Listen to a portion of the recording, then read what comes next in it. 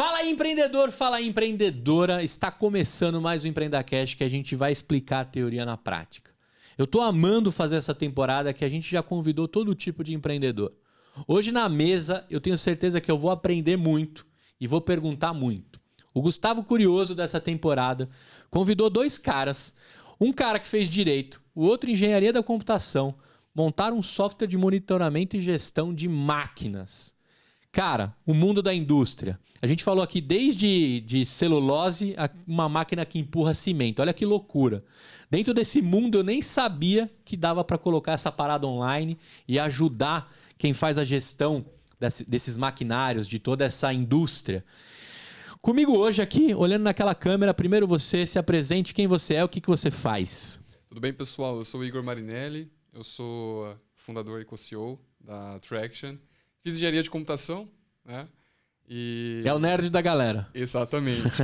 O Léo é o vendedor. É isso aí. Mas eu já suguei bastante da fonte ali também. É isso aí. E ele também da sua, né? Porque aí se completa. Com e você, certeza. olhando pra lá, conta pra galera. Bom dia, pessoal. Eu sou o Leonardo Vieira, um dos fundadores, sou Chief Commercial Officer, basicamente vendedor, né? Toco o time de vendas. Suguei bastante da fonte, virei o advogado mecânico aí.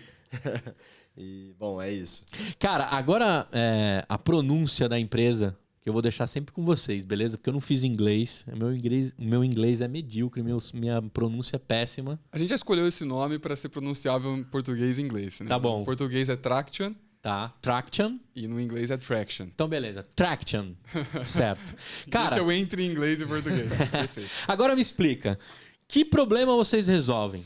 Quem que é o cara que tem que ficar ligado nesse episódio que daqui até o fim vocês vão trazer um leque de soluções para esse cara?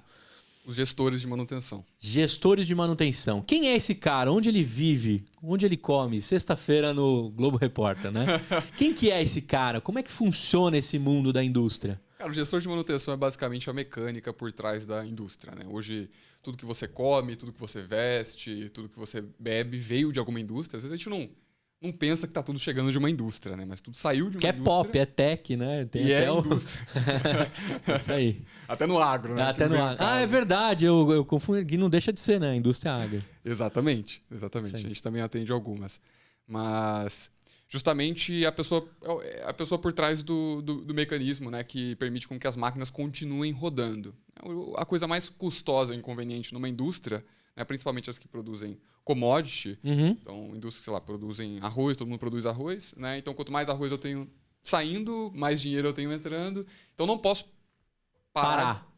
As né? máquinas são 24/7. O Exatamente. Brasilzão tá agora gastando eletricidade porque tem um monte de coisa rodando, né? Muitas indústrias. A óleo e gás também é 24/7, produção de etanol 24/7. Então, agora, a aeronáutica, por exemplo, não, né? Porque o avião é de uma magnitude, é de um tamanho que você demora um tempão para produzir ele, né? E é de alto valor agregado, né? Então, o avião não é commodity, então você não precisa funcionar 24/7. Mesmo assim, tem alguns processos que se a máquina parar no meio de uma usinagem, de uma peça de um avião, você perde a peça. E aí você joga ali R$100 mil fora. Isso só vai descobrir, às vezes, visitando a peça ali a cada X minutos, né? Exatamente. E aí vocês vêm trazendo isso para um painel, para um cockpit. É uma solução em software. Exatamente. É software com hardware combinado, né? Então, hoje a gente produz, tem patente em cima do nosso próprio hardware. Que legal. Porque a gente entende que assim, a questão do IoT, né? Então, de monitorar as máquinas, cara, o hardware não é commodity, né? O hardware, inclusive, ele é o mecanismo que permite com que você acesse mais mercados, com que você vá numa indústria que esteja sem conectividade, por exemplo, porque a maioria das indústrias brasileiras não tem Wi-Fi na indústria. Sim. Né? Então, como que você vai conseguir jogar esse dado online para a pessoa? Então, o hardware tem que ter embarcado 2G, 3G, 4G. E a dificuldade do Brasil é o seguinte, cara, que pode ter 4G ali, no outro pode ter 2G, no outro pode ter 3G. Você tem que embarcar tudo, entendeu? Se fosse Estados Unidos, por exemplo, você sabe que tem 3G, lá não tem nem mais 2G, né? Entendi. Mas você sabe que tem 3G em todos os lugares, você só faz uma solução com 3G e fica mais barato. Então, o hardware nosso tem que ser o mais robusto de todos. Funciona nos Estados Unidos, funciona aqui porque você precisa estar preparado para E com uma sensibilidade para lugares remotos, né? Porque tem maquinário aí espalhado pelo Brasil inteiro, nos cantinhos, né? Que talvez as antenas pouco cheguem lá. Então o software tem que ser sensível para o mínimo de conexão possível chegar lá para mandar um pulso para a internet daquilo, né? Exatamente. Que Tem que ter essa loucura, memória velho. interna para quando achar a internet mandar as coletas. Antes da gente entrar nesse mundo, né, do internet das coisas, conectividade, até porque o 5G acho que é o grande habilitador para vocês, né, deve ser uma espera gigantesca. Eu quero saber um pouco de como está esse mercado também. Eu queria saber do Léo o seguinte, cara, quando você chega com essa robustez tecnológica para essa persona que vocês atendem e resolvem, o cara chega a te dar um abraço e um beijo, porque você finalmente chegou. Como que é a necessidade? O que você percebe que você está aí costurando no Brasil, né, tentando vender esse software? Muito dá para se contratar online também. Mas me explica de qual é o momento que esse cara vive hoje quando você chega lá no chão de fábrica. Assim, é um cara que está totalmente desassistido, né? E, por outro lado, como o Igor falou, é a espinha dorsal da indústria. Então, é ele que faz tudo acontecer, é um cara muito técnico, e isso exige com que a nossa venda seja muito técnica, que a gente tenha muita segurança, né? Então, quando a gente consegue passar, transmitir essa robustez, né? Olha, a gente está olhando para os gestores de manutenção, a gente está aqui pelos gestores de manutenção, explica como que a tecnologia funciona e como que a gente resolve a dor da manutenção de fato, aí sim, aí é a hora do abraço, né? Quando ele entende que realmente foi uma solução criada para a manutenção e com toda essa robustez que a gente entrega, todos os cases, né, que a gente mostra também de ganhos que a gente já tem, né, de economia real para as indústrias, aí sim é a hora do abraço, é a hora que ele fala, putz, eu quero isso para ontem, né? Eu estou aqui desassistido, eu estou aqui... É um cara que foi muito enrolado por grandes fornecedores, que no fim das contas não estão interessados em resolver o real problema da manutenção, né? Estão mais interessados em empurrar uma solução para dentro a qualquer custo do que resolver o problema daquela persona, daquele gestor de manutenção específico. Agora, Léo, a gente está falando de uma indústria que tem máquinas lá com mais de 2, 3 décadas, que nem pouco se falava de conectividade, e a gente também está falando de indústrias que quando você chega lá, talvez a máquina já vem com um plug and play da coisa, né? O que você enxerga mais? Eu acho que mais o lado 2, 3 décadas de uma máquina que está lá paulando, né? Olha, a gente está pelos dois, né? A gente chama de brownfield, greenfield. A gente tem plantas que a gente opera com máquinas de 2, 3, 5 décadas. 5 décadas. Que a gente já monitora esse tipo de máquina e plantas que a gente, no mesmo momento do start da planta, a gente já começou a monitorar todos os equipamentos, né? Então, assim... A gente está tanto em equipamentos antigos, né, como você disse, como nesses novos equipamentos. E esses novos equipamentos também eu entendo que precisa existir uma empresa igual a vocês, porque se cada um fizer o seu também, o Connect, igual o Connect Car, né, que rola aí dos carros, se cada um fizer o seu, nenhum se conversa, né? Aí a oficina fica maluca, né? Esse é o grande problema, né? Porque, na verdade, os fabricantes de máquinas, que geralmente decidem tentar empurrar alguma solução embarcada, a minha solução só funciona com a minha máquina, a solução do outro competidor só funciona com a máquina dele. Só que a realidade da indústria, você tem motores de 5 marcas diferentes, compressores de 3 marcas diferentes. E aí, a dor principal é juntar tudo isso, né? As indústrias que são menos tecnológicas, cara, nem a grana tem para conseguir juntar esse dado. Porque você tem que trazer consultorias, tentar integrar esse tubo de dados com esse outro tubo de dados, tentar transformar banana em abacaxi. A verdade é que você gasta toneladas de dinheiro ali e nunca sai o abacaxi. Sim, né? sim. Cara, você sabe, agora eu vou trazer um pouco da minha vida, né? Eu tenho um pai de um grandíssimo amigo meu, o Ricardo, e ele trabalhou por 40 anos, eu acho, na Voit, de papel e celulose. Sim. Claro. Esse cara rodou o mundo porque ele é um dos poucos que tem HD guardado aqui no cérebro de como funcionam as máquinas. E aí um dia ele me falou assim, Gus, você não sabe, eu vou pro Chile tal dia, porque tem uma parada combinada. Aí eu falei assim, como assim parada combinada, né? Programada. Ele falou, né, assim, as máquinas não param, cara, né? Vai ter um dia lá. É um evento, né? Que é tudo bonitinho, sincronizado, que os caras vão parar a máquina, eu tenho que estar lá, e entra o fulano, sai o Beltrano, e eu tenho X tempo para fazer a manutenção, e quando tudo isso acontecer, se eu não resolver, só daqui 1 ano. Exato. Aí eu falei, você tá brincando? É a tal da parada geral. Eu achava que eu trampava sob pressão, né? Porque... E aí ele me explicou tudo isso, da parada geral e tal. E na época não me despertou esse... que a gente, empreendedor, fica procurando as dores para resolver, né? Mas eu fiquei pensando, beleza, o cara sabe a parada da máquina, porque já deve ser um cronograma. Exato. Mas será que ele tá parando no momento certo? Né? Acho que isso é uma das coisas que vocês já resolvem, né? Esse é o ponto. A parada geral, ela não é benéfica para a indústria, né? Você para ali 14, 15, 16 dias, tem que substituir tudo. A maioria das substituições elas são preventivas. O que significa isso? A cada 6 meses eu troco, a cada 12 meses eu troco, a cada 18 meses eu troco. Aí você tem 2 riscos. Primeiro, você trocou uma peça que ela ainda estava boa, não usou o suficiente. Começa a então empilhar. Você está gastando um dinheiro à toa. E o segundo é que às vezes você trocou tardio. Então ela já quebrou antes, como acontece em diversas vezes. Né? Então, E aí a parada é obrigatória, não é nem programada, né? exato, a corretiva. É.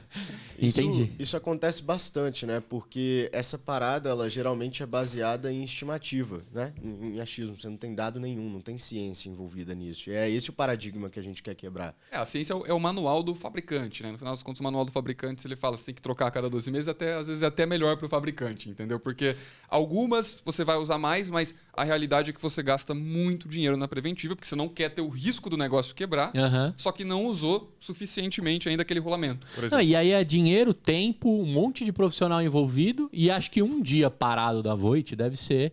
Da Voit não, né? De várias empresas que estão ali praticando a celulose, deve ser milhões de reais parado. Exato. Às vezes são 14 dias até.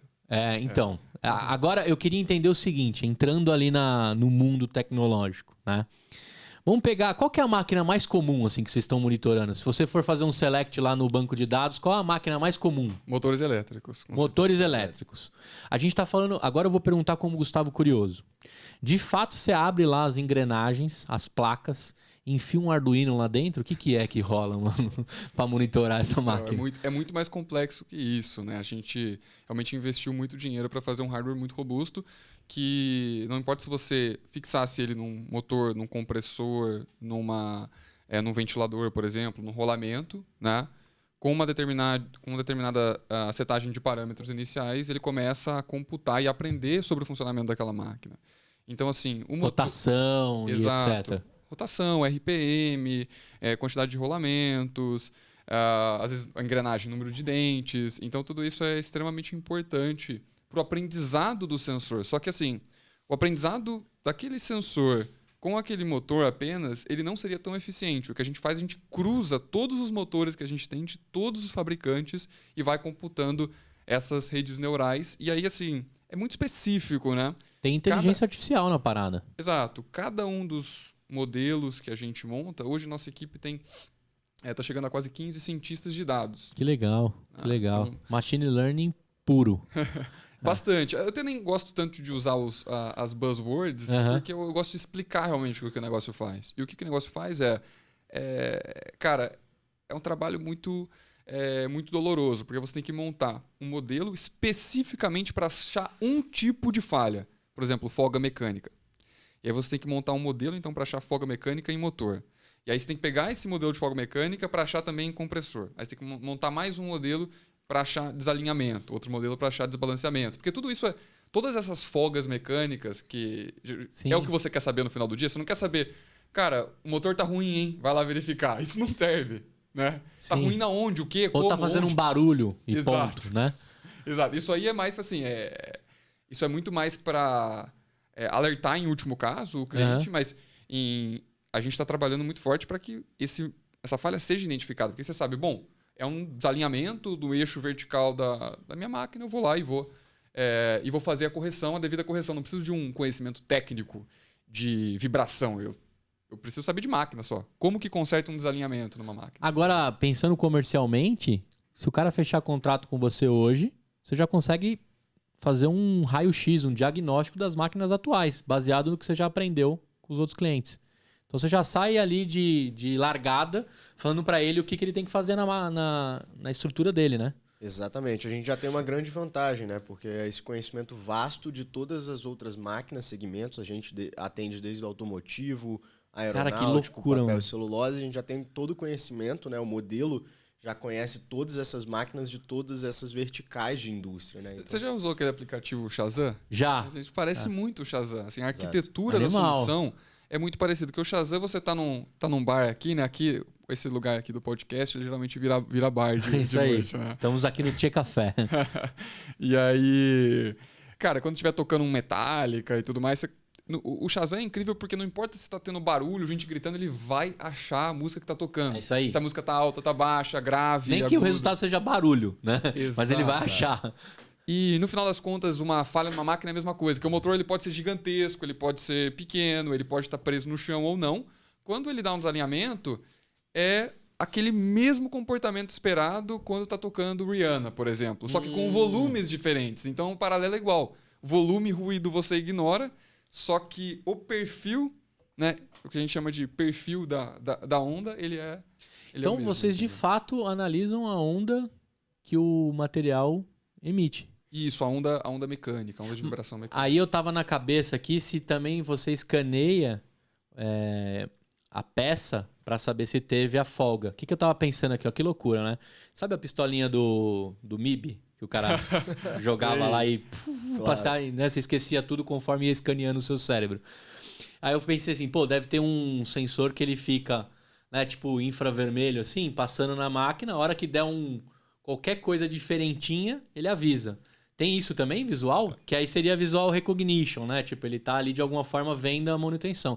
Se isso for abrir a patente, não precisa falar, tá? Mas tem isso também? Não, tá aí uma ideia para os nossos cientistas de dados. Né? Ainda não. O que a gente faz é a temperatura também, né? E também para...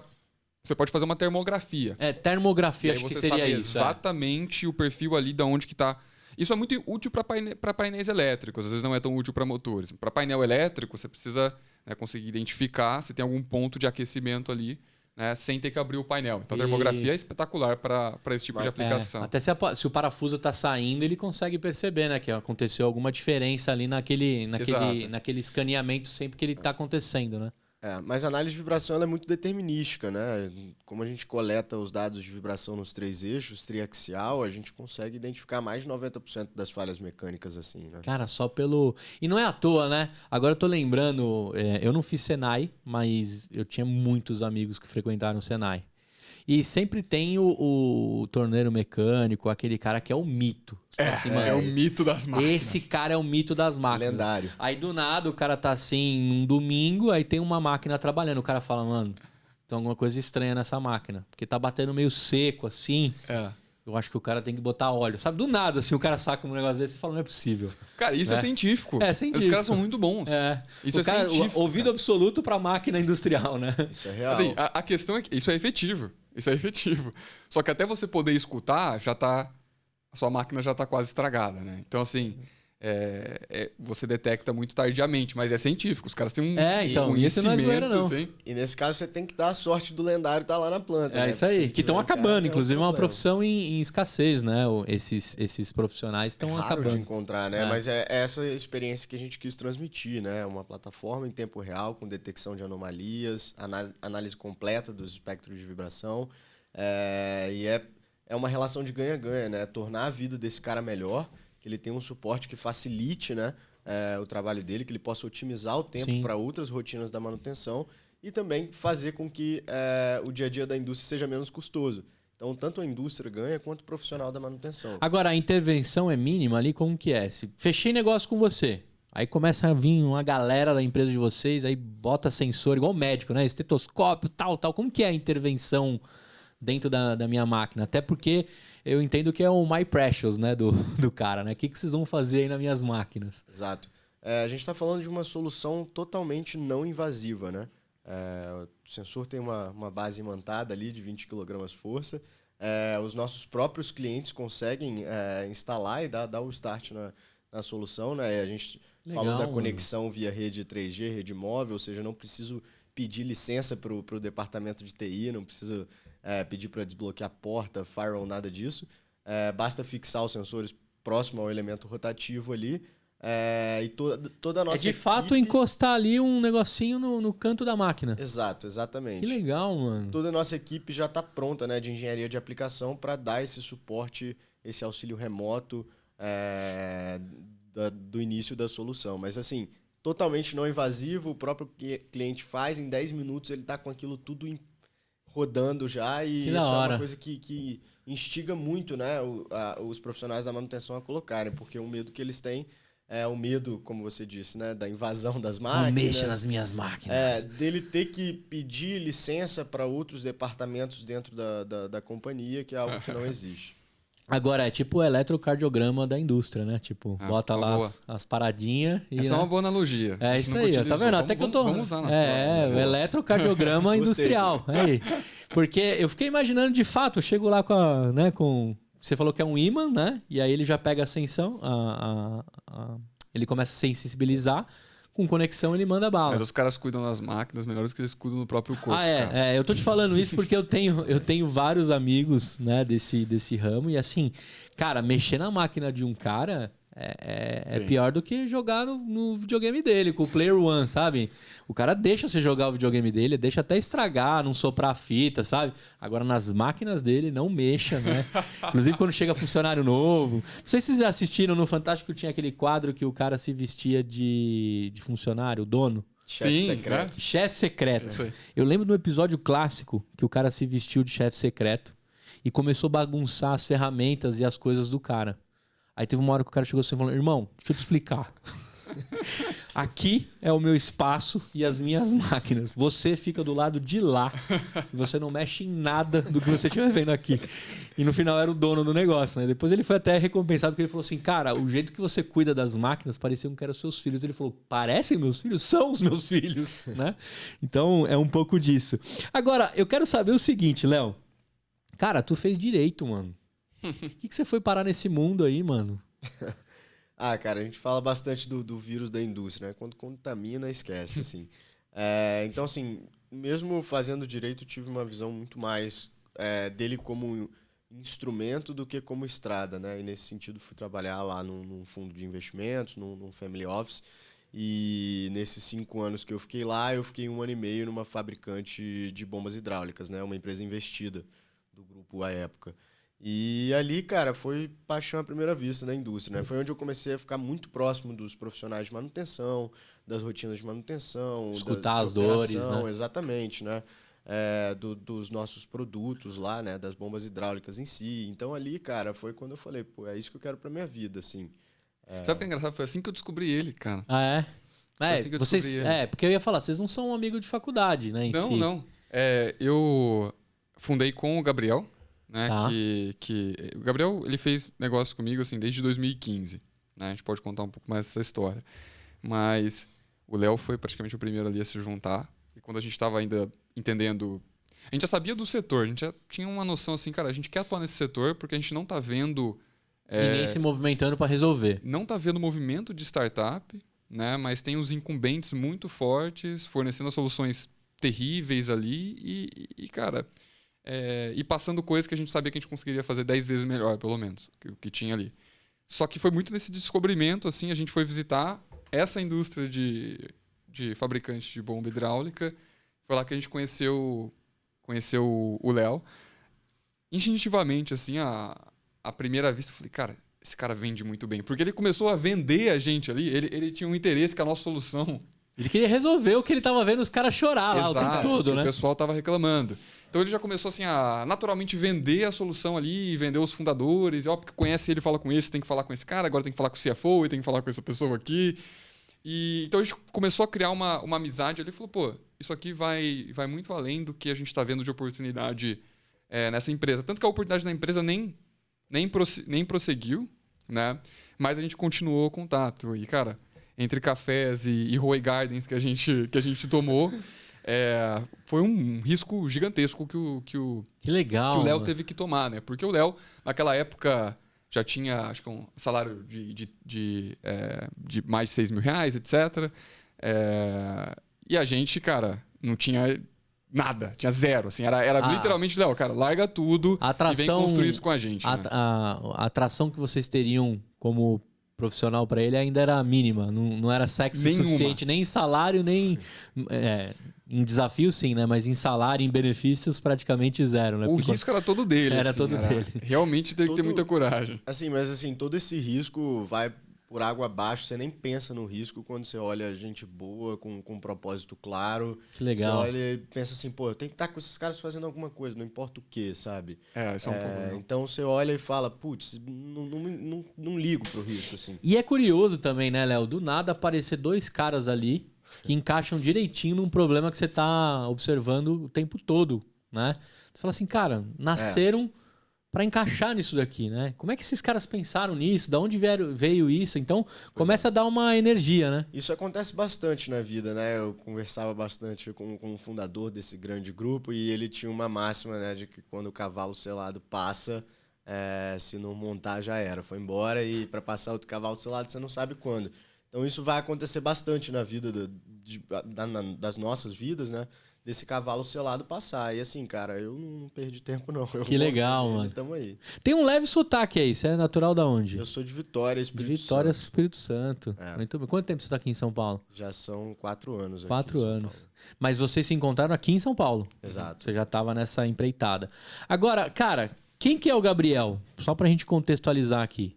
O Gabriel, em 2015, nós fomos fazer engenharia de computação na USP, e aí a gente acabou se conhecendo no primeiro dia de aula. Né? Você botou o nome no trabalho dele lá.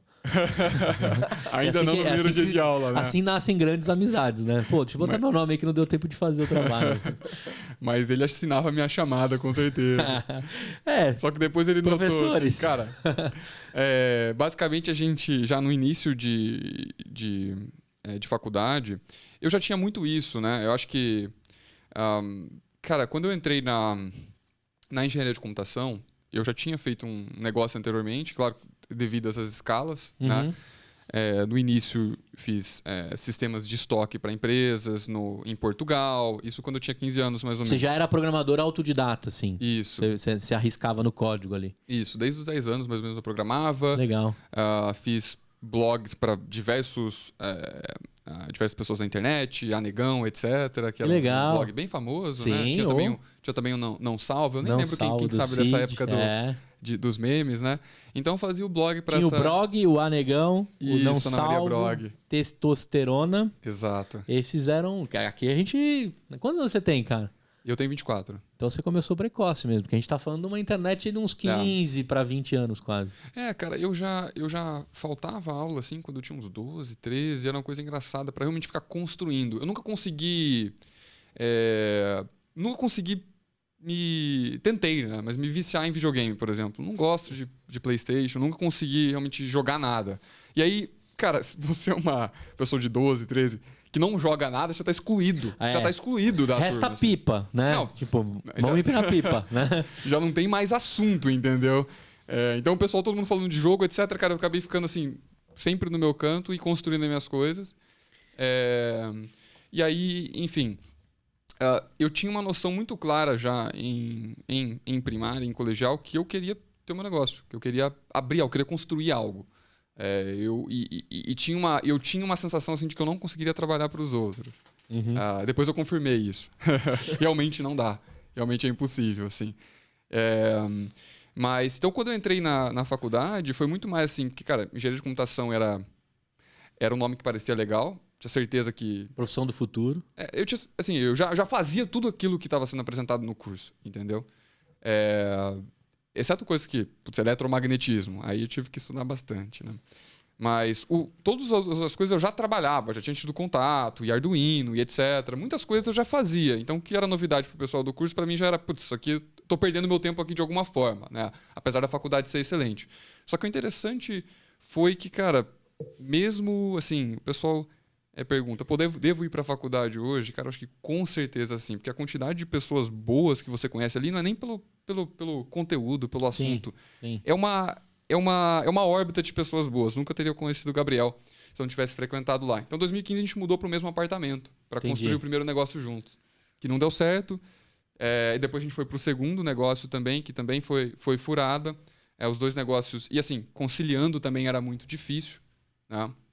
E aí, justamente quando veio a Traction, a gente estava com essa vontade de fazer algo assim que a gente não tinha testado. A gente tinha trabalhado na área de saúde, tinha trabalhado com predição de doença crônica, etc. E aí a gente quis dar um passo adiante, assim. Indústria era algo que soava quase impossível. Mas a predição, esses outros dois negócios que vocês tinham, eram envolvidos com predição de análise de comportamento... Era predição, mas era fora do segmento. Era predição de doença crônica. Então era segmento da saúde. Alguma coisa a gente importou dali, claro, né? Mas... E tem uma coisa também que... tem uma coisa que era em comum, assim, eu acho que muitos desses churrascos em família, porque nossas famílias ali acabaram ficando próximas, e o Gabriel, o pai dele, era coordenador de manutenção, e meu pai também trabalhou em manutenção. Então os caras se juntavam numa órbita de ideias ali, e, cara, e a gente ficava naquela, putz, sabendo dos problemas que eles tinham enfrentado. Meu pai chegava 4 da manhã. Uma persona cara. no churrasco ali pra você trocar uma ideia. Exato. A gente usou muito disso, né? E ele, assim, chegava 4 da manhã porque a máquina quebrou e tal. E eu sempre fui muito curioso. Pô, mas não tinha nada ali, etc. Sobreaviso pra caramba, tem que ficar, né? Exato. De plantão. É bem difícil a realidade deles, né? Só que, cara, a gente entendeu desde o início, assim, que o mar da indústria não é para peixe pequeno brincar, entendeu? Então, assim, o risco que eu e o Gabriel a gente tomou no início, quando a gente aí de fato mudou para São Paulo e a primeira escritório lá era na Alameda Lorena ali, bem pequenininho, num coworking. Legal.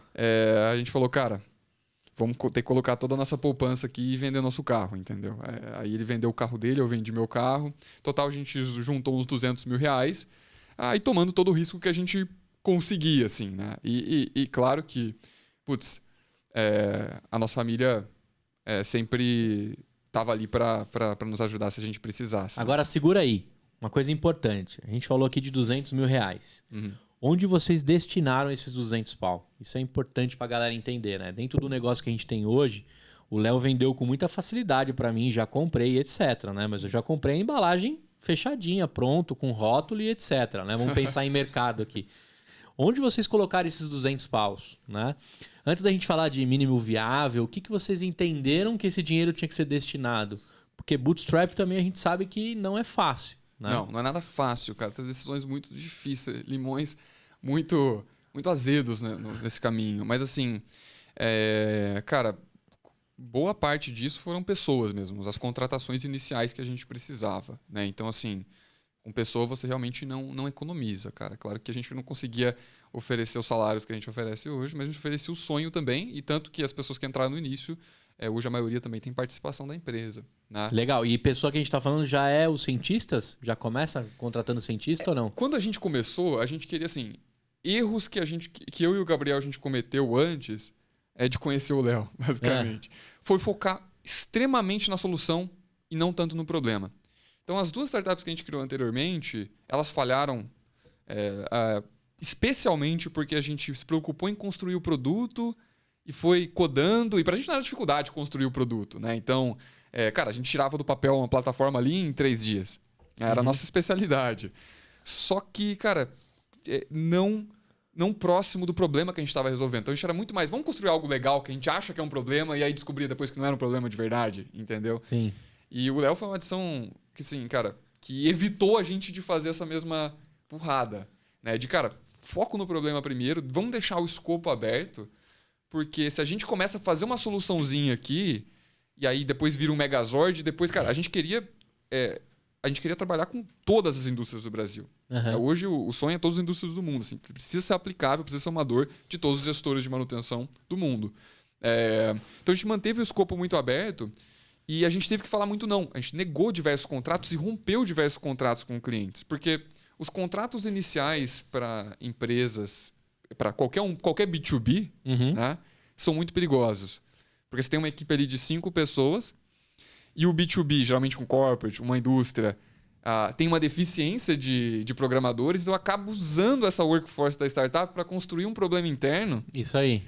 Que depois, cara, você vai tentar Aí você virou essa fábrica solução, de software. né? E virou fábrica de software. Então, assim, e cara, foi doloroso quando a gente teve que romper esse primeiro contrato, porque putz, o dinheiro do carro já estava acabando e esse contrato já pagava 5 pessoas. Então, mas, cara, assim, acho que a decisão mais crítica que a gente tomou foi essa. Se a gente não tivesse rompido esse contrato, provavelmente a solução teria pegado um caminho totalmente diferente. Né? Mas a gente falou, cara, olha, tanto que a indústria até, não, mas tá muito legal pra gente, até falou, cara, mas tá péssimo pra gente, entendeu? Porque a gente tá construindo algo que só vai ser bom pra vocês, não vai ser bom pra nenhuma outra indústria. Né? Vocês estão usando a gente de programadores, não como realmente como solução, como deveria ser, como produto, né? Escalável e etc. Então a gente não vai poder continuar. Então é muito difícil ter que tomar essa solução, essa decisão meio que solo ali, né? Mas legal, foi cara. E muito como é que toma uma cara. decisão dessa com receita, né? Entrando dinheiro, cara. Como é que vocês chegaram? Queria saber esse dia que vocês tiveram esse papo entre vocês e assim, é melhor romper. Como é que foi isso, cara? Cara, assim, largar o osso no... porque né? muito do que o Léo tava falando pra gente, a gente começou a ver o paralelo disso que aconteceu no passado, sabe? E o pior é que você fala com os fundadores, a maioria não fez isso. E tá enroscado hoje. Tá enroscado hoje numa solução que não é o que o mercado precisa, que não é escalável, que o produto não é bom o suficiente, porque fez aquela fábrica de software para aquele cliente específico, para alimentar os funcionários, mas assim, cara, às vezes o dinheiro de cliente não é bom para isso. Acho que é muito de clareza de visão, né? Tem um founder famoso do Twitch, né? Twitch TV, que ele fala o quão rápido você consegue matar coisas que você ama. Então, por mais que você amasse, cara, aquele contrato que você está desenvolvendo, e não só amasse, né? É crítico, né? A gente estava falando de um contrato que pagava 5 pessoas do time. Mas, cara, no fim do dia, não era aquilo que a gente estava fazendo. A gente não estava criando a solução para aquilo. Então, não fazia sentido nenhum, né? Seguir com aquele contrato. É uma decisão muito difícil, mas quando você tem uma clareza de visão, tipo, qual que é a dor que eu quero solucionar, e você liga os pontos e fala, putz, isso aqui não tem nada a ver com a dor que eu estou solucionando. Aí se torna mais fácil, né? Você fala, putz... Já foi engolido pela necessidade daquela empresa, né? Exato. E você está vivendo a visão, missão e valores deles e não mais a sua. Exatamente. Né? Isso é um perigo, cara. Como o Igor estava falando, eu acho que esse é um dos maiores cemitérios de startup hoje no Brasil. É um alerta para as empresas B2B aí que estão nos assistindo. Você sabe que com 16 anos eu também... arriscava uma programaçãozinha. Eu era do Aspão. Lembra do ASP? ASP.NET, claro. Não, nem cheguei no ASP.NET. Eu fiquei no 4.0 ali. No antigão. Né? Negligenciei o PHP. Estaria rico hoje se eu tivesse ido pro PHP, né? Fiquei no Aspão. E aí, cara, a gente fazia um software de CRM. Salesforce ainda estava se consagrando, né? Em São Francisco, ali ganhando escala. Na época era representado por alguns indianos que tentavam vender Salesforce só para grandes indústrias e a gente tinha um software ali, fundo de garagem, né? Fundo de quintal, que a gente brincava na época, e tava ali fazendo software. Cara, tinha tudo para ser SaaS, né? Até a gente chegar na primeira empresa que jogou, sabe? Shut up, take my money e agora, a partir de agora, vocês são nossas marionetes. Eu lembro que, cara, para sair daquela situação... que aí o software começou a ganhar uma outra cara e aí já estava virando CRM com o puxadinho da intranet, porque eu tinha que fazer isso. E aí você chamava uns serviços que você falava, cara, sabe, eu tô criando uma chamada de um serviço que nunca mais na vida eu vou chamar para ninguém esse serviço. Exato. E aí eu ia lá conversar com o dono e ele falava assim, cara, mas eles estão pagando nossos salários. Aí eu falava, tá bom, tá pagando salários. Bom, o resumo da ópera é que a gente não aguentou. Quando chegou um software foda como é o Salesforce e tantos outros aí, né? O Sugar CRM, etc. Engoliu o mercado rapidamente diante da atração que tinha. Eu perguntei como é que foi vocês tomarem essa decisão e o Léo, com muito carinho, explicou, né? De, não tá alinhado e o quão rápido você mata os seus amores. Naquele momento eu percebia que o cara não queria matar, talvez, a receita. Mas poderia ser o change game, né? Da condução do software. Talvez no Brasil a gente poderia ter virado um RD da vida e tantos outros. Agora eu queria fazer uma outra pergunta para você. Quando você tomou essa decisão, a partir do momento que você fecha uma torneirinha que entra uma receita e aquelas 5 pessoas, o que vocês fizeram? Pegaram toda essa força e colocaram de novo pro produto? Como é que foi a decisão por pessoas também? Exatamente, cara. Foco total no produto. Assim, quando a persona foi clareando e a gente também teve que segmentar. Chegavam gestores de produção, a gente falava, cara, desculpa, não te atendo. Chegavam gestores de qualidade, cara, não te atendo. A gente só atende gestor de manutenção, isso até hoje. Entendi. Até hoje, a persona é muito importante, né? Se ela está em diferentes verticais, não importa tanto, a máquina é a máquina, está rodando lá. Mas um gestor de produção que entra ali começa a modificar a solução e do nada é o Megazord que já não atende mais os gestores de manutenção. E na esteira também a gente percebe que cada um defende a sua esteira, né? Claro. A ligação dos encanamentos que tá os perigos, né? Exato. E aí, assim, eu acho que muitos fundadores que eu converso, eles negligenciam o quão importante é a construção do produto, cara. Assim, às vezes a ida ao mercado é muito importante. Eu acho que corresponde a 50%, né? A ida ao mercado, growth, sales é 50%, mas, cara, o produto é os outros 50%. Assim, você tem que balancear isso muito bem. Porque esse negócio de MVP, cara, as pessoas esperam cada vez produtos melhores de largada. Não tem isso de fazer um teste. Né? E dá margem também de você chegar com uma coisa mínima, da pessoa montar em cima, né? E aquela mesma coisa que a gente está falando anteriormente, do Open Innovation, do cemitério de startups. É né? isso aí. Vamos fazer a 4 mãos, né? Cara. Eu te ajudo aqui com o escritório, com mais mão de obra. Cuidado Agora, com isso. Léo, como é que você faz, né? Dois caras que estão ali, que eram apaixonados pela solução, entenderam que tem que ser apaixonado pelo produto. Mas quem está na linha de frente, escutando esses gestores, é você. Você negocia com eles e escuta o tempo todo.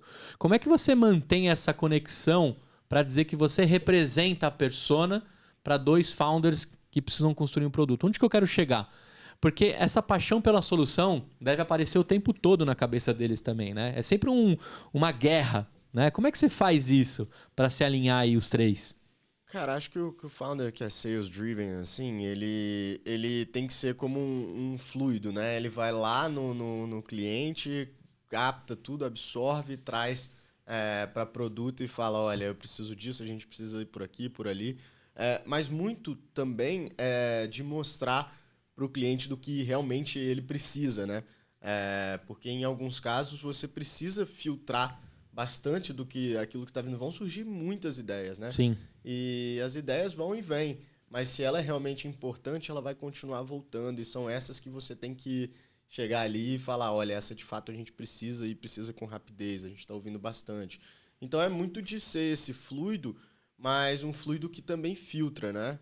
Não é um fluido que chega e despeja tudo em produto. Olha, eu ouvi esse caminhão de coisas aqui. Não. Façam isso Exatamente. É um fluido que filtra, entende realmente o que é importante, se você já escutou isso de alguns outros clientes, porque senão você cai nessa pilha de virar consultoria, né? Então não adianta. O cara vai ter sempre muitas ideias do que ele quer para a vida dele, mas aquilo precisa funcionar não só para ele, precisa funcionar para os outros milhares de gestores de manutenção que a gente já tem. O release precisa sair resolvendo. Eu sempre imagino assim uma fila de gente com dor.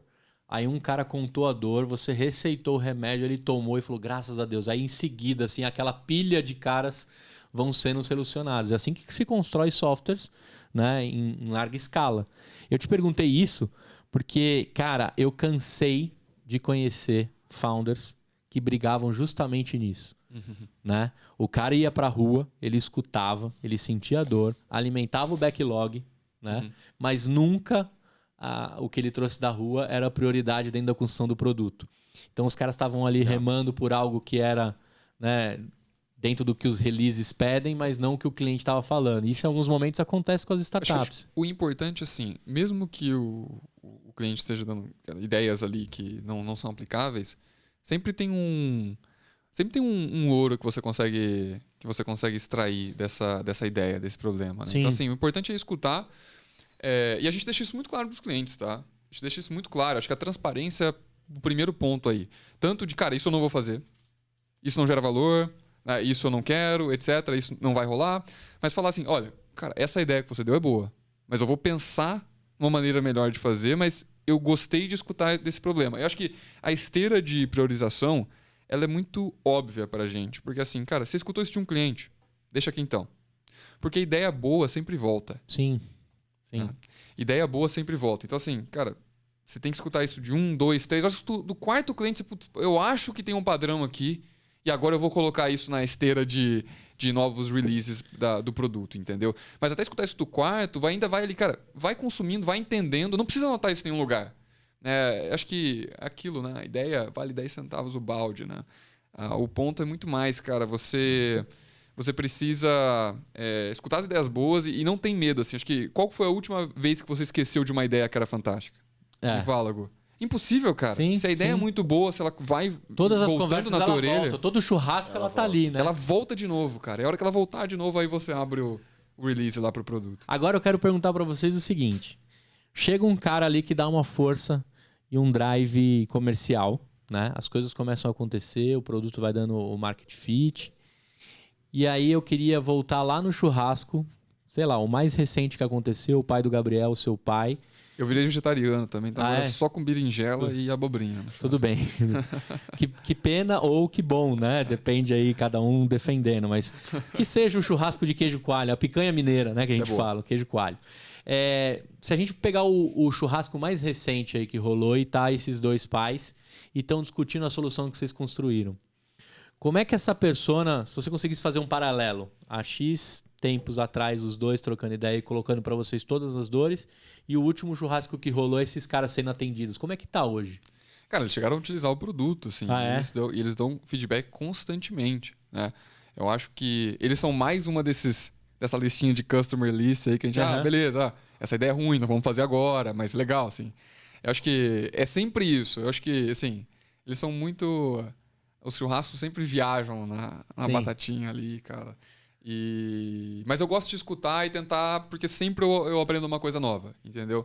Sempre eu aprendo uma coisa nova. Eu até brinco com ele. Se eu tivesse escutado aquela primeira ideia que você me deu lá, seria um desastre, um fracasso, entendeu? Se eu tivesse pego e colocado ela debaixo do braço e ir até o fim com ela, né? Vocês não são bons em ideias, assim, mas são muito bons em apontar o problema. Né? E esse que é o ponto mais importante.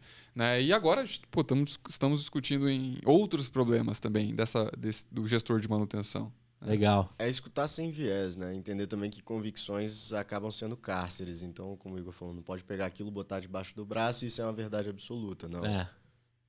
Até porque existem vários tamanhos de empresas, várias dificuldades de gestão, várias formas de condução. Né? São muitas variáveis para você encontrar um problema em comum e deve ter muitos aí. Agora, sim, desde de máquinas imensas até máquinas pequenininhas. Hoje a solução, se a gente fosse falar assim em gama de maquinário, de quantos segmentos vocês atendem, você consegue ter uma magnitude assim de, eu consigo atender 700 máquinas, eu consigo pegar 15 segmentos diferentes. Como é que está hoje o momento do produto? Hoje a gente tem quase assim, claro que tem uns segmentos com maior domínio, né? Mas a gente tem quase uns 30 segmentos na base. Tem tanta cadeia produtiva no Brasil assim, e também a gente atende México. Hoje, legal, atende México. Isso.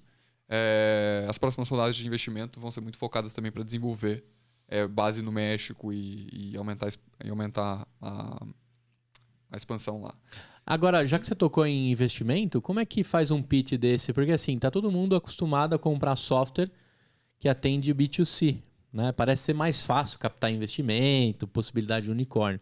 Quando a gente vai para um B2B, dentro da indústria, de um segmento não tão sexy como o software, né? Acho que você me entende como estou dizendo assim. Se eu fosse um investidor, eu queria escutar muito sobre vocês e acreditaria totalmente em você, né? E no Léo que está ali na frente, do que algo que me resolva. Né? Como é que você faz para captar? Existem fundos específicos para isso? Ou a própria indústria acaba sendo a que injeta em você? Fundos no Brasil são raros e são esses fundos que a gente já conseguiu.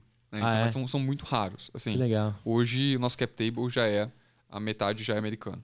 Né? Então assim, o investidor americano, cara, é muito engraçado, assim... Bom que o dinheiro dele vale 5 vezes mais, né? É isso, assim. Mas é muito engraçado a diferença da visão dele pro investidor brasileiro, a média do investidor brasileiro, que assim, B2C é legal, cara. Você parece mais sexy, só que também qualquer um abre amanhã, te copia e... que moto de mercado que você criou em cima disso, né? É extremamente difícil, altamente copiável. O investidor americano, em B2B, ele entendeu essa pegada que ele precisa diversificar e também que, assim... que tem uma diferença muito clara que as empresas que deram mais sucesso lá fora foram empresas que criaram o próprio hardware também. Então, foram empresas que não negligenciaram a construção do produto ou terceirizaram a construção do produto, que nem acontece no Brasil. Que a IoT é commodity, que isso, que aquilo. Você vê, cara, empresas que abriram capital lá, como ChargePoint. É um hardware para carregar carro elétrico. Né? Empresas, por exemplo, aí tem todas as tops lá, cara. Hoje o Facebook faz o próprio hardware para o metaverso. Cara, a Apple essencialmente é uma empresa de hardware. Totalmente. Então, assim, e você vai criando essa defensibilidade com os competidores e a solução fica cada vez melhor para o mercado e também mais universal. Então, mais global do que uma solução B2C que você vai mudar de um país para outro. Cara, já tem uma mesma coisa tua lá rodando, entendeu? Então, eles são muito mais apegados a essa defensibilidade do negócio e gostam muito quando eles veem que uma empresa está criando todos os segmentos e funis de tecnologia, não terceirizando nada. Que aqui, geralmente, é o contrário. Putz, você está criando, cara?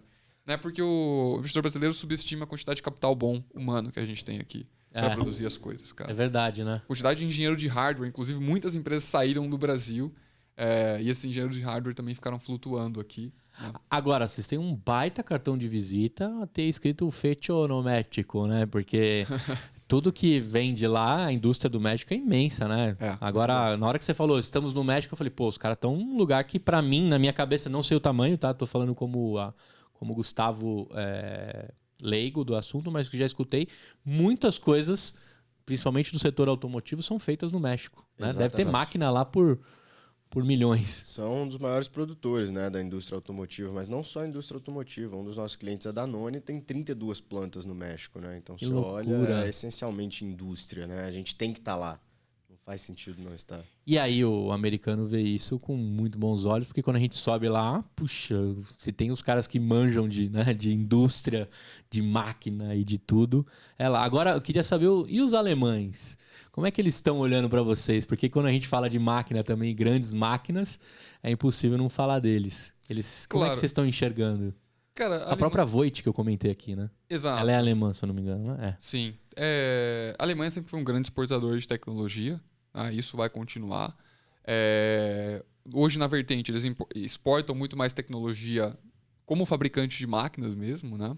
E as próprias plantas, cara, eles apostam muito mais na automação do que no monitoramento. Então, eles tentam automatizar tudo que é possível.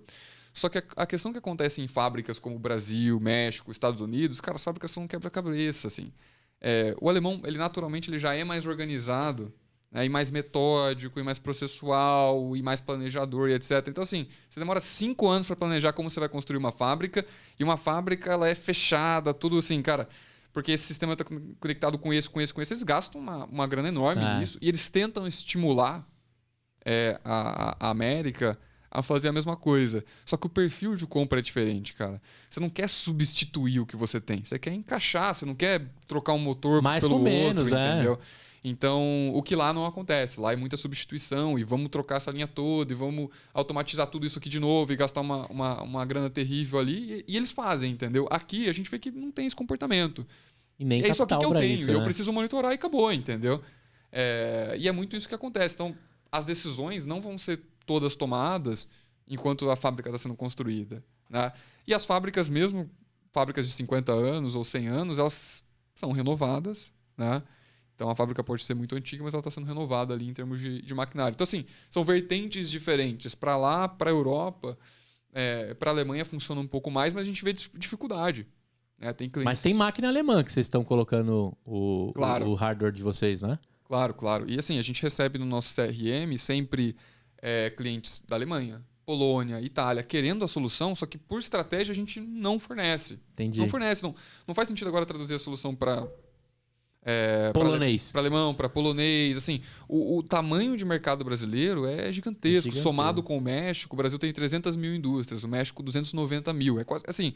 É basicamente 2 Brasis hoje que a gente trabalha. E quando a gente fala de Estados Unidos, qual o tamanho de indústrias? Estados Unidos aí acho que seria Brasil e México somado. Né? Que você libera de espaço de mercado. E também totalmente possível. Né? Quem sabe no futuro. Então, olhando no globo aqui, vocês estão desse lado, por América, enquanto. Né? 100%. Total. Agora, você falou do alemão, do metódico. Eu sempre lembro de um comercial da Vox, vocês vão lembrar, que Chama o Alemão. Aí vinha o cara com checklist. Lembra desse comercial? Foi um clássico. Que era um alemão, de fato, fazendo checklist de tudo que tinha que ter no carro, né? Que a Volkswagen era sempre... Agora, no contrário, a gente contrata. A gente tem engenheiros alemãos. Ah, é? Que legal. Alemães, né? Alemães, investidor, até no cap table. Investidor alemão. Então, assim, tem 2 investidores alemães, tem engenheiro de aplicações. Porque os caras, de fato, são muito bons. Então, a gente quer essa cultura dentro também. Agora, você falou de um lance assim, de achar que a gente não tem capital intelectual, né? O investidor, ele traz muito isso. Aí vem um pouco daquele lance do complexo do vira-lata também, né? Que eu sempre falo pra galera assim, pô, será que você precisa ir no Vale do Silício pra ver coisa foda? Será que você não encontra aqui no Largo de Pinheiros, né? No Largo da Batata? Né? Eu sempre brinco, né? No Potato Square, se quiser dar um nome mais bonito pro Largo da Batata. Porque a gente costuma dizer assim, cara, você precisa ir para a China, né? Você precisa ir para os Estados Unidos, ou senão você vai para Israel, que é um país desse tamanhinho, que ganhou uma notoriedade em construção, em tecnologia, com esse tamanhinho. Mas você não valoriza o tamanhão que a gente tem e o brasileiro que constrói umas paradas incríveis, né? Isso é uma das coisas que assim, não chega a me irritar, mas me deixa triste, né? Porque às vezes a gente fala assim, pô, será que você tem que usar as buzzwords corretas? Você tem que ter visitado tais cidades para você poder fazer um pitch e chamar a atenção do investidor, né? Acho que a gente tinha que acabar muito com isso. É até legal você ter tocado nesse assunto, porque boa parte desses 200 pau vocês gastaram para patentear o hardware em si. Muito assim, a patente, no final das contas, ela é mais um outro tipo de defensibilidade, mas ela não é tão importante. O importante, cara, quem são as pessoas que estão ali? Que estão assim. construindo. Você tem que gastar muito mais nisso do que na patente, confia em mim, cara. E a patente leva alguns anos, tem algumas dificuldades. Exato, aí, né? exato. O Elon Musk doidão lá abriu geral, né? As patentes dos Teslas lá para você poder mexer do jeito que você quiser, porque ele quer que o negócio avance e gere abundância, né? Exato.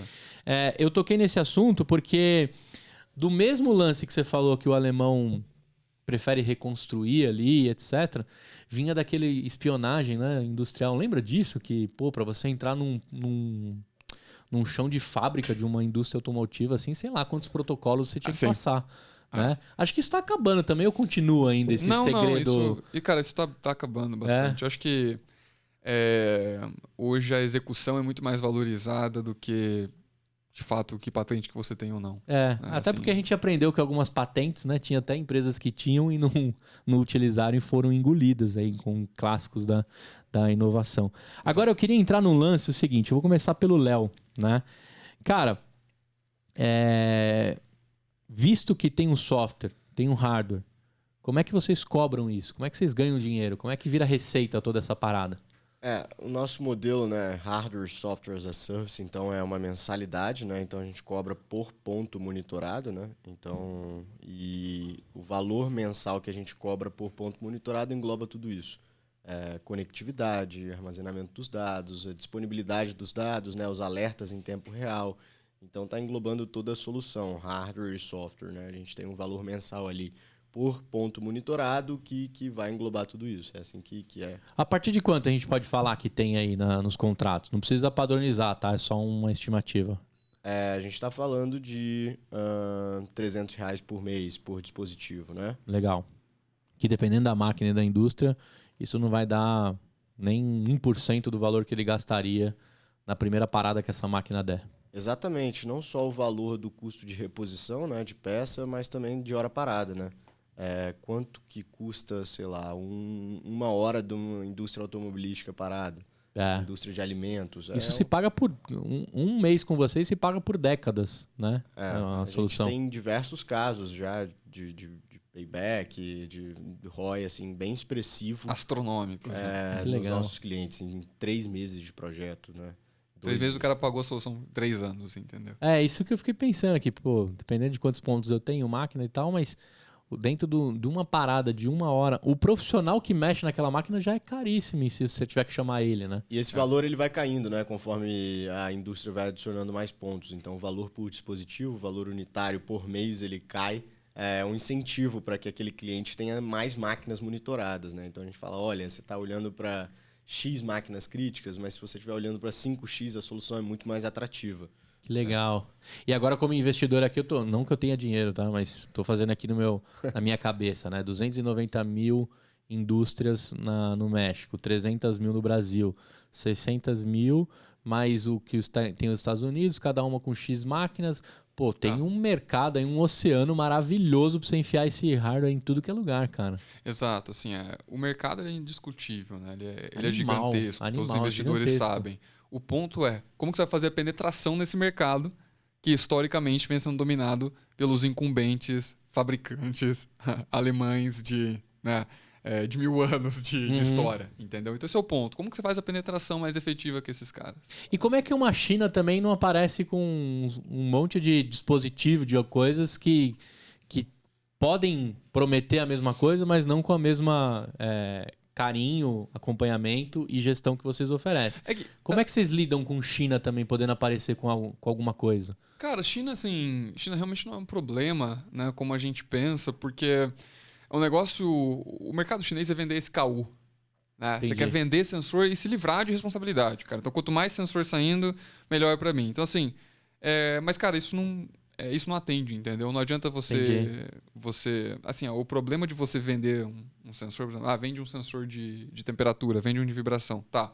E aí, onde que eu instalo? Como que eu integro? Que plataforma que eu vou utilizar? Que algoritmo que padrão que eu vou fazer? que eu vou você vai analisar? gastar 5 anos, entendeu? Construindo isso. Sensor por sensor, até na Americanas tem, se você abrir lá no Mercado Livre. É verdade. Abre o Mercado Livre, lá compra uns par, entendeu? Legal, animal. Eu provoquei isso justamente pra galera entender que tem muito mais coisa por trás e passando de baixo, né?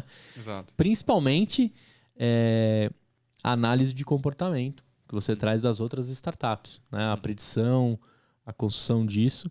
Ali é o maior valor e quanto mais máquina você vai avançando, mais inteligente fica essa máquina, né? E o negócio é mega escalável. Agora vamos falar de planos. Você falou aí de conquistar o mundo, vender geral. Como é que tá aí as previsões? O que esse cara aqui tá no pipe dele, né? Eu queria que vocês dividissem aí as visões de vocês. Legal, cara, assim, a gente hoje tá navegando mais o México, já tem clientes rodando lá. A gente criou, assim, uma das coisas que a gente aprendeu é realmente criar times específicos para essa expansão. Então, assim, hoje a gente tem time que não fala português, a gente só se comunica em inglês, porque eles são nativos em espanhol. Legal. Né?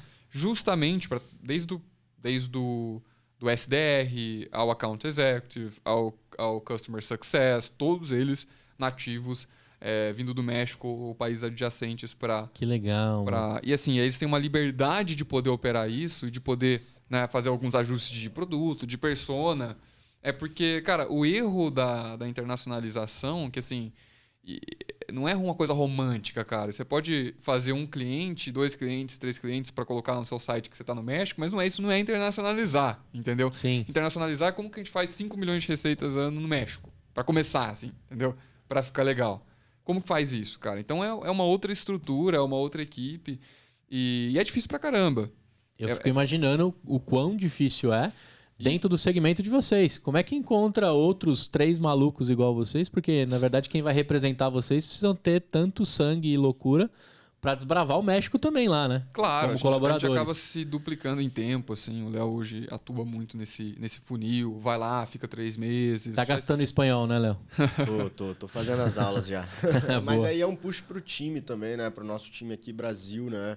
Se comunicar em inglês com o pessoal de lá e como que a gente consegue passar e formar esse ciclo de aprendizado, né? Coloca o Account Executive mexicano para conversar com o Account Executive brasileiro e quais são as nuances daqui que ele vai fazer uma analogia e vai aplicar para o mercado de lá com base no que ele já conhece, assim, né? Já que isso ele é muito legal. Então, isso a gente está constantemente fazendo também, né? Esses eventos. Tem que focar, cara. É um país e só, entendeu? A gente acaba vendendo meio que por osmose, né? Paraguai, Argentina e tudo mais. Só que é o time do México que faz isso, entendeu? Porque não é de interesse nosso acrescentar outros países aqui. Né? A gente precisa ser focal. É Brasil e México. Né? E trabalhar essas duas até porque começa também um complicômetro aí de câmbio, de outras coisas que pode começar a tomar o seu tempo, né? Ali como, né, dos founders, começa a dar uma desvirtuada na construção do produto. Então é muito legal vocês mostrarem essa lucidez de, cara, é México, o que vier no entorno, se for plug and play, beleza, não vamos negar dinheiro, né? Exato. Mas o norte é construir e avançar no México. Muito legal isso, cara. É construção de funil mesmo, assim, é fazer as coisas com robustez, né? Não é como o Igor falou, 1, 2 clientes vai satisfazer seu ego, vai botar no site ali que você é internacional, mas isso não é internacionalização. Entendeu? Muito bom, cara, animal. Agora eu queria entrar o seguinte, mano, quem pode trazer um limão aí, uma parada que, puta, foi só derrota, mas deu pra aprender. Não virou limonada. Você, o Igor, quem quer trazer um limão aí ou vocês entrarem em consenso aí? Legal, manda primeiro aí, Léo. Manda o teu limão, cara. O Léo fez uma startup antes, cara, na área do direito. Pois é. Tem essa, né? A gente fiz uma startup antes que basicamente a gente atendia problemas de direito do consumidor, em que isso vai para um juizado especial. Você não, tipo o Procon... Não, um juizado especial mesmo, que ele é muito mais rápido do que a justiça comum E você também não tem custo nenhum de entrar com uma ação e você não precisa ser advogado. Ou seja, durante a faculdade eu já podia atender e fazer grana com isso, né? Então, você teve problema com a net, com o banco, meio que comoditizar uma relação de consumo. Aham. Cara, acho que o limão foi de não ter trazido gente boa, né? Então, aquilo que o Igor falou de pessoas... Porque, cara, o pitch me parece maravilhoso até aqui, né? Inclusive, se você automatizar tudo isso... Pois é, mas a ideia vale 10 centavos a bacia, né? Então, entra de novo nessa história. Acho que não tinha ainda essa ideia, né? De que não tinha essa clareza de que construção de time é o que leva o negócio para frente, né? Você com sua ideia, com sua...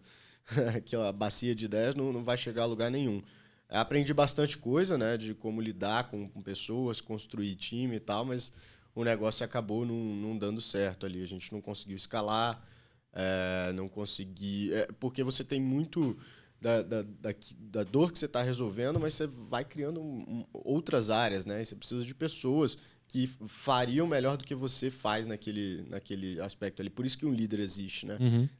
A visão comum é delegar para conquistar, mas um líder está ali porque naquele aspecto ele vai fazer muito melhor do que você faria. E aí, bom, ainda não tinha essa clareza e acabou dando errado, mas me ensinou muito a lidar com pessoas, a entender que execução é muito mais importante do que qualquer tipo de ideia. Perdeu muita grana? Chegou a captar ou não? Não cheguei a captar, não. Bootstrap, então perder grana minha mesmo. Perdeu assim. tempo que, na verdade, virou aprendizado. Exato. Muito bem. Esse foi o limão. E você, com o seu limão aí? Cara, acho que o engraçado do limão, assim, é que sempre traz um aprendizado muito grande na sequência, né? Mas eu lembro das dores na época, que quando a gente estava isso setembro de 2019, quando eu olhei pro Gabriel, eu falei, cara, a gente vai com tudo de novo, entendeu? E me faltava mais algumas disciplinas para poder pegar o diploma de engenheiro de computação. Falei, cara, não vou pegar. Porque eu não queria não só comprometer 2 horas ali do meu dia, 1 hora do dia, assim, cara, para algo que eu poderia estar comprometendo no negócio, ia fazer total diferença, porque nesse início, qualquer segundo faz diferença pro negócio. Jubilou. Então, na verdade, aí eu tranquei, né, o curso, até hoje não sou formado, então oficialmente. E eu acho que é um pouco do limão, assim, porque cria uma estrutura em que você não tem um backup plan.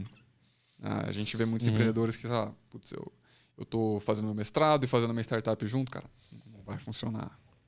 Cara, mas vamos aqui agora entre nós, né? Quer TCC maior do que botar uma empresa de pé? Né? Porra! Concordo. Né? O TCC eu fiz, inclusive. Só o diploma que eu não peguei. Então, aqui na verdade alguém construiu lá uma carga horária, né? Não estou querendo te defender, não. Na verdade, eu tô tirando aí eu tô tentando achar a limonada. É ótimo. Inclusive, minha mãe precisa estar assistindo isso. Não. Não, porque justamente, cara, não tem TCC maior do que você estabelecer uma empresa e tudo que você aprendeu até a jornada que você tava, você usou o máximo. Só que acho que o ponto... Você não tá usando o COBOL, que eu tô ligado que você cara, aprendeu lá também. Hoje a gente captou 20 milhões de reais e agora a gente está em Série A captando mais, inclusive, logo vai ser anunciado. Então cria uma sensação de, ele largou por conta que ele sabia que ia ser um sucesso, etc. Ele largou por conta disso. Porque é a história aí que eu tô ligado. É a história que contam, né? Inclusive, quem largou Bill Gates, por exemplo, ou Jobs, eles largaram e assim, foi numa situação, principalmente o Mark Zuckerberg, foi uma situação que ele já tinha o Facebook, vamos colocar assim. Já estava rodando, eu preciso parar de fazer agora aqui. Eu preciso parar de gastar energia com outra coisa, não necessariamente com o estudo. Isso. Né? Porque já está rodando meteórico. No nosso caso, a gente acabou de começar, não tinha nada rodando. 0 pessoas, era só a vontade. Só que a decisão que eu tomei para poder ficar confortável com isso é, cara, mesmo que se eu falhar nessa, o meu negócio é fazer uma outra e uma outra e uma outra. Sim, e continuar muito construindo legal, com o Gabriel, com o Léo. Não importa o quê. Eu quero construir com esses caras e eu não posso perder a oportunidade de construir com esses caras. Agora, rodada de 20 milhões. Quero te fazer uma pergunta. Quando você recebe investimento, a gente brinca aí que você ganha chefes novos, né? Porque o cara botou dinheiro, ele começa a querer ver resultado, né? Como é que você vem lidando com isso? Como é que é a construção? Porque agora vocês estão indo para outra rodada, né? Aham. Como que é isso? Pra galera entender, quem estiver próximo, né? Tem muita gente que tá nos 3 Fs lá para receber os primeiros investimentos, né? Inclusive os FUs são boa parte dos caras que dão, né, pro negócio rolar. Com certeza. Mas como é que é isso, cara? Como é que lida? Até você que dentro de uma family office tinha ótimas conexões para falar disso também, né? Como possíveis investidores. Mas eu queria saber um pouco na pele como é. Cara, eu acho que assim, tem 2 vertentes aí, né? Tem fundadores que vão para uma linha, eu vou falar qual não é a minha linha, mas só para entenderem, né? Que tem fundadores que vão para uma linha muito mais de relacionamento. Então, você se relaciona, você conhece gente, você conhece bilionários, etc. E vai criando tua rede de relacionamento e vai drivando o dinheiro muito mais na linha de relacionamento, né? Eu não sou assim, cara. Eu não consigo ser assim, etc. Eu acho que assim, pô, você tá conversando, você está nesse ponto conversando tanto com o investidor, você está perdendo tempo de aplicar no teu negócio, entendeu? E os melhores investidores são aqueles que colocam a grana e te deixam trabalhar. É isso aí. Tá? Então eu sou muito mais da linha de, cara, mostrar resultado, bater na porta agora e falar, olha, o que a gente está construindo é XYZ e pedir feedback honesto. Tá? Então, cara, isso não vai rolar agora, você não corrigiu isso aqui tá ruim, a gente quer ver progresso nisso, não vai rolar esse investimento.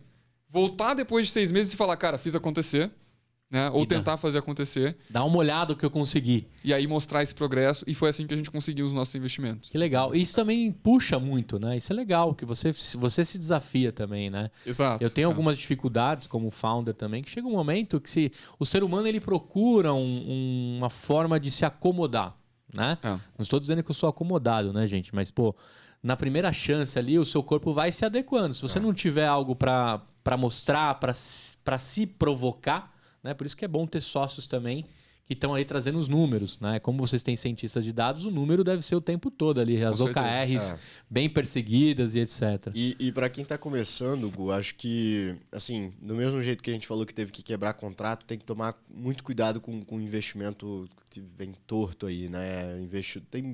Cara, dinheiro acabou virando commodity, assim. Você tem gente querendo investir em startup e todo, pô, você tem uma startup, deixa eu ouvir, quero investir. Como tocar violão, né? Exato. Todo mundo está querendo investir em startup, né? Principalmente você olhando para o cenário brasileiro agora, paraíso dos rentistas, isso acabou, né? Então o pessoal quer tomar um pouco mais de risco.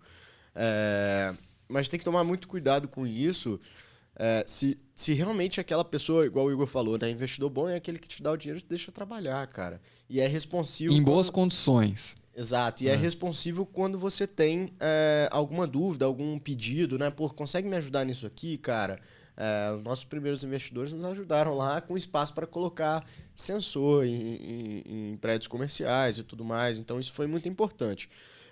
Então, às vezes vem o dinheiro com algumas condições, né, por trás que, cara, não vale a pena. Melhor pegar um empréstimo no banco. Tem juros negativos na Europa. É o dinheiro maldito, né? Que pois a gente fala. Cara, você vai ficar seduzido, né? Pô, comecei uma startup, um cara quer botar 100 mil reais, 50 mil reais, mas, cara, vale a pena esse dinheiro, assim, no fim do dia? Quanto você vai vender sua alma? Eu sempre falo isso pros meus sócios, né? Só não vende o MacBook que você precisa trabalhar. É isso aí. Mas esses dias eu tava falando, cara, eu não quero o dinheiro desse cara, eu vou vender minha alma pra ele. Toma dívida, cara. Vai em banco, essas coisas, tenta de outra maneira, vende alguma coisa, cara, mas não pega dinheiro que não vale a pena, de verdade. Agora, as conexões, o smart money que a gente fala, né? Isso é bem importante. Inclusive, ter investidores do ramo em si. Vocês até comentaram, tem os alemães, né? Os alemães que botaram também. Isso é importante, né? Até porque o cara tem conexões, tem muito mais uma rede lá e pode ajudar, às vezes, com 15 minutos no telefone com você. O cara te dá um norte e ajuda completamente o negócio. E ele sabe que aquilo vai ser colhido depois de X meses, X anos e aí por aí vai. Agora vocês estão indo para uma próxima rodada. Tá acontecendo nesse exato momento. Isso. Do diligence rolando para tudo que é lado, né? Arrumando os números, escondendo não, né? Tirando os esqueletos do armário, debaixo do tapete, né? Tá tudo lá. Como que é isso aí pra galera entender, assim, né? Receber investimento também tem que estar tudo bonitinho, azul, né? Com certeza, só que acho assim, a gente tem uma vantagem nisso, que a gente trabalha com indústria. Quando a indústria né, você tem que colocar lá a solução no payroll de pagamento deles lá, no invoice, eles já pedem, cara, uma quantidade de documentos colossal para você entrar no ERP deles. Que é diferente de você trabalhar com startup. Que era só colocar o cartão de crédito e pagar. Você faz recorrente. Você faz um B2C ali, tem founder que em série A esquece até de fazer DRE, né? Nem lembra mais. Cara, a gente tem que mandar uma quantidade tão colossal de documentos que essa parte de due diligence para o investidor, no nosso caso, não é doloroso, já está tudo lá. Já está tudo feito, entendeu? O nosso financeiro ele é muito, muito, muito maduro mesmo. Legal. Porque cobrar indústrias também não é um desafio fácil, né? Às vezes eu só pago um dia 25. Se você abrir uma nota dia 26, ela é cancelada, você pagou o imposto da nota e você vai ter que cancelar a nota e restituir imposto. É uma coisa absurda esse processo, né? E se você abrir 24 e não dá tempo suficiente, você tem que abrir sempre 10 dias antes de pagar. Cara, é uma teia de aranha, né? E precisa ter Tem que fazer ciência da computação para ser financeiro ou de indústria. O nosso head financeiro fez engenharia de computação. Aí, tá vendo? Não é à toa, a brincadeira coube. Muito bom saber isso, cara. Eu sempre pergunto, né? O segmento de vocês... Eu queria passar horas aqui conversando com vocês, até estourei o tempo, porque justamente assim, olha o quão, né, de coisas legais existem dentro de um segmento que eu nem imaginava. Né? E olha a mentalidade de vocês, né? Tanto do que o Léo trouxe, a experiência que ele colocou, e eu acho que esse lance seu de ser número, de ser venda, de construir, isso é muito importante, cara. Isso é muito importante, porque no final, né, tem aquela frase, eu com certeza eu vou errar, mas assim, mar difícil, bons marinheiros. Exato. Né? Se for calmo nunca fez bom marinheiro. Isso, nunca fez bons marinheiros. Então tem que estar ali, tem que buscar esse número, tem que ter esse norte. Tem que falar nãos, né? Se eu fosse desenhar aqui no final, né, construir o desenho de vocês, falando não, me larga, sai, eu não quero. Eu tenho um norte, eu tenho um produto, sim, eu tenho um número para entregar e eu tenho um mundo, só um pedacinho aqui. A gente fez um recorte Estados Unidos, México, né, e América Latina aqui, do que vocês querem percorrer. E aí, quando a gente fala de investimento, de construção, de software, de exponencialidade, de buzzwords, de tantas outras coisas, tá ali tão quanto, né? E a mentalidade de vocês muito lúcida do que vocês querem como produto. Depois eu queria que vocês dividissem para a gente colocar nos posts como que é esses sensores, como é essas paradas, para a gente tirar foto e botar lá no Instagram para a galera ter noção do que a gente está falando. Né? Para mim foi muito curioso aqui entender. Mas sei lá, eu estou imaginando o tempo todo um imãzinho, uma parada assim cheio de sensor, né? E uma loucura. E eu fiquei pensando o tempo todo como é que se eu trabalhasse na sua equipe comercial, como é que eu ia vender essa parada. Já estou compradaço com a história, né? Isso é muito bacana. Léo, diante de toda dessa maturidade, dessa construção, dessa empresa que eu acho que feliz em documentar a história de vocês aqui, quero saber como é que eu bebo da sua fonte, cara. Você que teve aí... Você que deu o salto de fé e largou um salário quentinho, gostosinho, né? E uma fonte tão boa que é um family office também, saber como que os caras estão colocando dinheiro também é muito legal como aprendizado, né? E como se distribui isso. Eu quero saber qual que é a sua fonte, cara. O que você se mantém aí vivo para dividir com esses outros dois malucos aí no dia a dia? Cara, acho que a primeira coisa, assim, o Igor falou ali daquela pergunta da faculdade e tudo mais, estar em ambientes bons, né, com pessoas boas. Então, essa é uma coisa que eu sempre prezei muito, de estar cercado de pessoas muito boas, melhores do que eu, enfim... por mais que seja um clichê, mas tá sempre procurando coisas além ali, né? Então, tipo, fazendo outras coisas, encontrando gente boa. Foi assim que eu encontrei o Igor lá atrás. Começou a história, junto ele e o Gabriel. Então, essa é uma coisa, um mantra que eu sempre tive, né? De estar procurando esses ambientes. Então, tem um monte por aí que você consegue encontrar um bando de gente boa. Fundação Estudar, por exemplo. Enfim, tem muita coisa legal acontecendo por aí. Acho que no mais, assim, coisas mais pessoais, eu gosto bastante de ler, então leio muito e esse foi um hábito lá atrás, quando eu fiz alguma coisa errada na escola e minha mãe me deu um castigo de 6 meses que eu só podia ler. Ler toda a coleção Vagalume. Eu li o Harry Potter inteiro, cara. Eu só podia ler, li o Harry Potter inteiro e a partir dali isso virou inerente, assim, na minha vida. Eu leio bastante, acho que é uma forma de adquirir conhecimento sem sair de um lugar, que é uma coisa muito importante, né? Às vezes você tem que viajar para entender como que uma cultura funciona e tal. E você está lendo ali um livro, você está adquirindo isso sem sair do lugar, né? Então, me dá um livro aí, me dá um título para eu ir buscar. Cara, Não precisa ser o da cabeceira, pode ser um que te marcou. Só não vale o do bruxinho, né, mano? Esse acho que o lado difícil das situações difíceis é um livro muito bom, Ben Horowitz. O lado difícil das situações difíceis. Hard Things About Hard Things. Hard Things About Hard Things. É um bom livro. Boa. Esse livro ele fala muito sobre a jornada solo empreendedora, né? Assim, Exato. Solitária, né? cara, esse livro ele pega bastante em quem é founder, assim. E nessas situações, né? Eu acho que algumas delas a gente pode correlacionar. As Você tem situações que dos falar um não. não muito difícil, que é... Já tá difícil a situação, aí vem ainda um lado mais difícil ainda, que é você ter que falar um não. Então você tá lá no início do teu negócio, todo dia porrada, e aí você tem que ainda dar um não, um lado mega difícil. Então essa é uma coisa que eu gosto bastante de fazer. Acho que o Hard Things About Hard Things é um ótimo livro.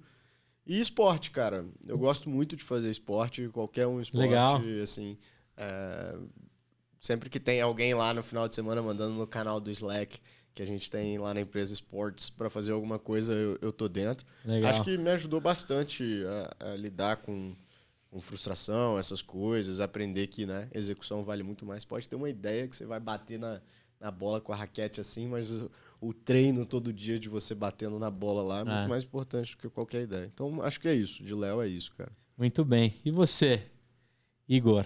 Conte pra mim aí as suas fontes. Cara, do contrário, assim, eu gosto de ler livros que são muito não ortodoxos, assim. Acho que livros de administração, business, etc, eu não gosto. Não gosto. Acho que qualquer livro que tem fórmula pronta, eu tô fora. Não me atrai. Eu leio uma página, já tô fora, né? Por exemplo, cara, lembra Não sigo playbooks. não gosto, cara. Eu prefiro muito mais pensar até em histórias de como que aquele character fez pra fazer aquilo do que o quê. Gosto muito do como das coisas. E do que não me interessa, entendeu? Por exemplo, Predictable Revenue, que é um livro Receita Previsível. Cara, todo mundo gosta, eu não gosto. Acho que é muito óbvio. A gente lê algumas vezes lá e, assim, é uma fórmula pronta, assim, que adaptar, tem um monte de coisa, né? E o americano, ele gosta muito de falar, olha como que meu livro é foda, como que eu sei a fórmula, e growth hacking. Cara, você vê um vídeo no YouTube, talvez de 10 minutos, talvez você já leu, é melhor que ler o livro todo, assim, sabe? Entendi. Cara, eu assisto muito Rick and Morty. Se pudesse ter mais temporadas, eu continuaria assistindo. Eu gosto muito da série. Gosto de Better Call Saul. Better Call Saul é a minha série favorita hoje. Nossa, é muito bom. É a série favorita do Obama, inclusive. Também. Conheço um amigo que conhece alguém. Conheço alguém que conhece alguém. Essa frase é a mais louca, né? Eu não faço isso, mas eu conheço alguém que conhece alguém. O que eu gosto do Saul Goodman, que é o character principal, é que a forma como ele... O Better Call Saul é tudo sobre como. Você já sabe o quê? Você já sabe como vai terminar, como começou, como vai terminar. É tudo sobre o como e a jornada dele como empreendedor também. Sim, querendo ou não, sim, né? Sim. De ter mudado de ramo diversas vezes, né? E se ferrado bastante. É excelente, cara. Eu gosto muito, cara. E assim, outras coisas que eu faço tem um podcast também chamado Build for Tomorrow. Podcast Build for Tomorrow. For Tomorrow. Esse podcast também é, cara, sobre histórias de coisas. Então, assim, a história do café. A história da margarina. Só que o legal desse podcast é que é sempre... Por exemplo, no caso da história da margarina, é sobre como que a margarina ela foi inicialmente um desafio ao incumbente do setor, que era a manteiga. Isso em 1800, mais ou menos.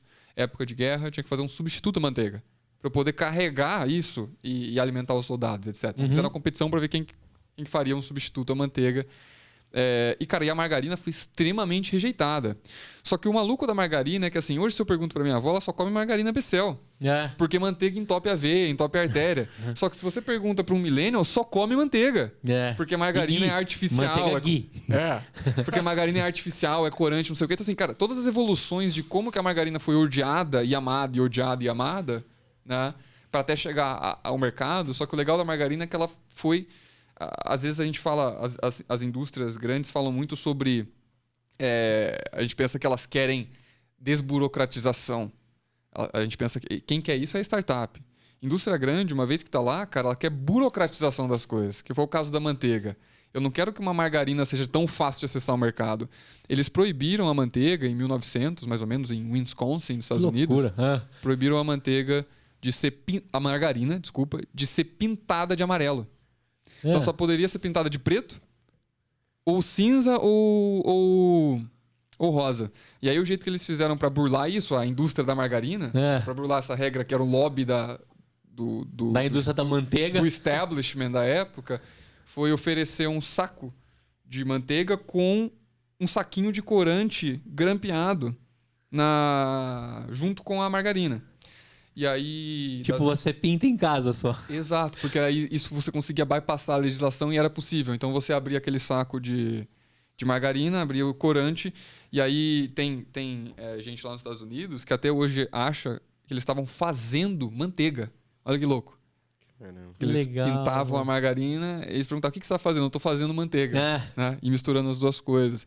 Mas então, assim, hoje eu como manteiga, né? Mas eu acho interessante como que a margarina conseguiu ser... E como grandes coisas nasceram em situações difíceis, né? Porque da mesma forma que você falou da margarina, que foi muito curioso aqui, até me arrumei na cadeira, esses dias eu estava lendo sobre o M&M's, né? Que é um chocolate que foi desenvolvido em meio à guerra também. Porque como que você poderia alimentar o soldado com uma carga energética, como tem o chocolate, e que ele durasse, né?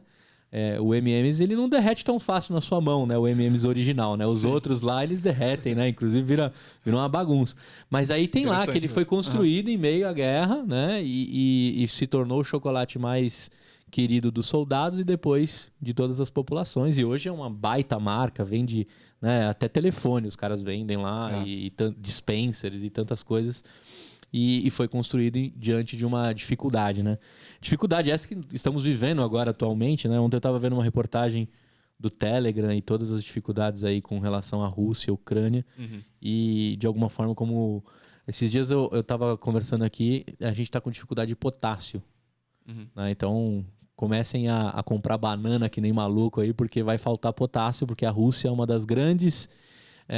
exportadoras de potássio, tá todo mundo abrindo sanções e o mundo pode ter um colapso de potássio. Eu falei, cara, olha o tipo de discussão que a gente está tendo diante de um país atacando o outro, o que envolve daquilo e o que vai se nascer daí. Aí o cara chegou para mim e falou assim: então, você não sabe, a gente está lá numa fábrica e o adubo que faz isso, do churume, a gente consegue extrair potássio. Agora eu tô pensando em sacar potássio. Eu falei, não é possível, brother.